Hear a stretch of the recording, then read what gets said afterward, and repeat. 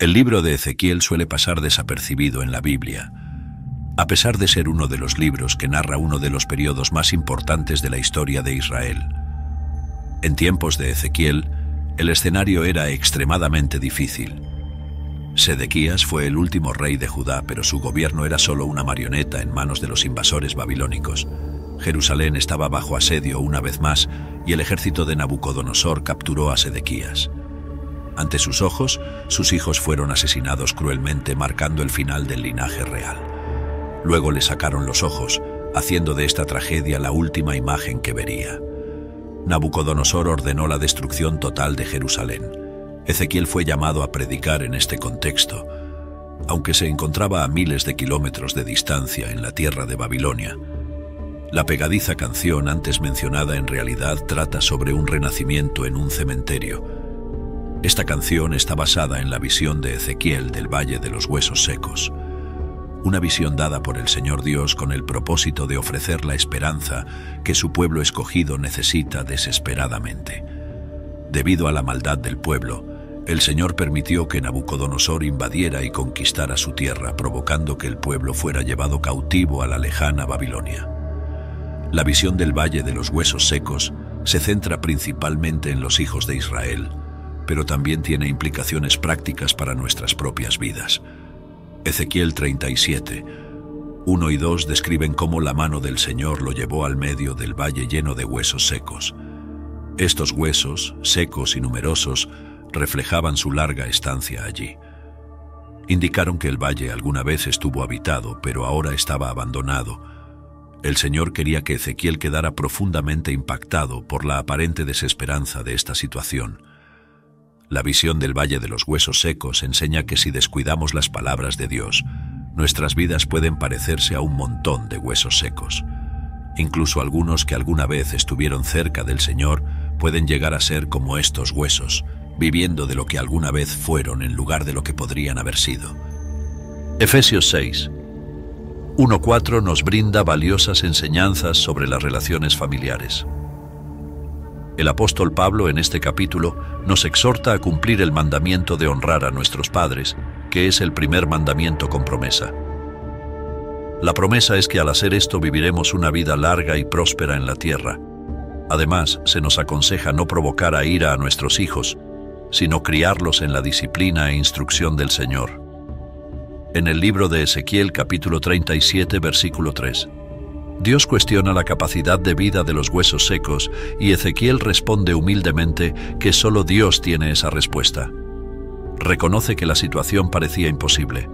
Esto nos recuerda que a menudo, cuando nos enfrentamos a desafíos aparentemente insuperables, solo Dios tiene el poder de efectuar la transformación, como se afirma en Lucas 18, 27. Lo que es imposible para los hombres es posible para Dios. Continuando en Ezequiel 37, 4-8, Dios le ordena a Ezequiel que profetice sobre los huesos secos y algo milagroso ocurre.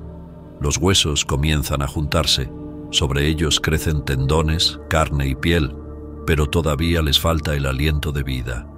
Esta narrativa enfatiza el poder de proclamar la palabra de Dios, que trae vida y fe. Nos recuerda a Hebreos 4:12, que resalta la eficacia de la palabra de Dios para discernir los pensamientos y las intenciones del corazón. Y Romanos 10:17, que nos dice que la fe se adquiere al escuchar la palabra de Dios. Finalmente, en Ezequiel 37, 9, Dios le ordena a Ezequiel profetizar al viento, pidiéndole que el Espíritu venga de los 4 vientos y sople sobre los muertos para que vivan. Esto nos enseña que si bien la organización es importante, el verdadero poder y la vida provienen del Espíritu de Dios. Una iglesia o cualquier empresa puede estar bien organizada, pero sin el soplo del Espíritu le falta vida. Ezequiel recibió instrucciones divinas de predicar al aliento y la palabra de los vientos y el Espíritu. En el proceso, descubrió que todas las acciones humanas son en vano a menos que el Espíritu Santo esté presente. La presencia del soplo divino, esencial en nuestra existencia, es comparable a la experiencia de Adán, que recibió la vida cuando Dios sopló el soplo de vida en sus fosas nasales. Asimismo, cuando una persona experimenta el nuevo nacimiento espiritual, Dios infunde vida espiritual en sus corazones, como explicó Jesús en Juan 3, 5-8. Ezequiel fue testigo de una notable demostración de vitalidad cuando un ejército se levantó, similar a la narración de Génesis 2:7, donde Dios formó al hombre del polvo de la tierra y sopló aliento de vida en sus fosas nasales. El soplo del Espíritu es esencial para la vida espiritual, y Jesús enseñó acerca de la necesidad del nuevo nacimiento espiritual. Ezequiel 37:10 describe la obediencia de Ezequiel, quien profetizó según se le ordenó, lo que resultó en que el aliento de vida entrara en los huesos secos, haciéndolos vivir y levantarse, formando un ejército grande y vigoroso. En los versículos siguientes, Ezequiel 37, 11-13, Dios aclaró la visión de Ezequiel. Los huesos secos representaban a toda la casa de Israel, que había perdido toda esperanza. Sin embargo, Dios prometió abrir sus tumbas y devolverles la vida, devolviendo a la nación su antigua gloria. El Espíritu de Dios sería la fuerza vital detrás de este renacimiento, y la palabra de Dios lograría este objetivo. Ezequiel 37:14 enfatiza el papel del Espíritu de Dios en la restauración de Israel, prometiendo que su Espíritu estaría en ellos, dándoles vida y estableciéndolos en su propia tierra. Esto serviría como un testimonio claro de que Dios ha cumplido su promesa. Dios concluyó la visión de Ezequiel, revelándole el significado de la restauración de Israel, un renacimiento que se lograría a través de su palabra y su espíritu. A Ezequiel le fue revelado que tenía la misión de profetizar sobre esos huesos secos.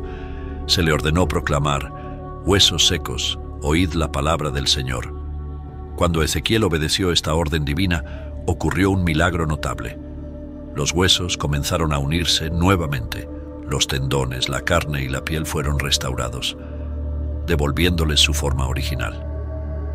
Sin embargo, para que estos cuerpos recobraran vida, era necesario que la palabra pronunciada por Ezequiel fuera acompañada de la acción del Espíritu Santo. Este episodio es un ejemplo clásico de avivamiento, una renovación espiritual de la Iglesia de Dios. En los tiempos modernos, el avivamiento ocurre mediante la combinación de la palabra y el Espíritu. Cuando uno de estos elementos está ausente, el pueblo de Dios no experimenta plenamente la presencia divina. 2 Corintios 3, 17-18 enfatiza que donde está el Espíritu del Señor hay libertad, y al reflejar la gloria del Señor, somos transformados de gloria en gloria por el Espíritu del Señor. Según la palabra de Dios, nuestros pecados y transgresiones nos han dejado tan muertos espiritualmente como un montón de huesos secos. Sin embargo, al reconocer a Jesucristo como nuestro Señor y Salvador, encontramos esperanza y vida. Ha llegado el momento de compartir este mensaje de esperanza con aquellos que todavía están espiritualmente muertos debido a sus pecados. Al difundir la palabra y depender del Espíritu Santo para recibir fortaleza y guía, podemos presenciar un avivamiento espiritual similar a lo que ocurrió en la visión de Ezequiel. Comparte este video con un amigo que está pasando por un momento difícil y necesita escuchar una historia inspiradora del poder de Dios en nuestras vidas, y glorificar al Señor dejando un comentario que diga «Gloria a Dios». Efesios 2:1 nos recuerda que Dios nos dio vida cuando estábamos muertos en nuestros delitos y pecados, mientras que Romanos 5:8 resalta el amor de Dios demostrado por el sacrificio de Cristo por nosotros, incluso cuando éramos pecadores.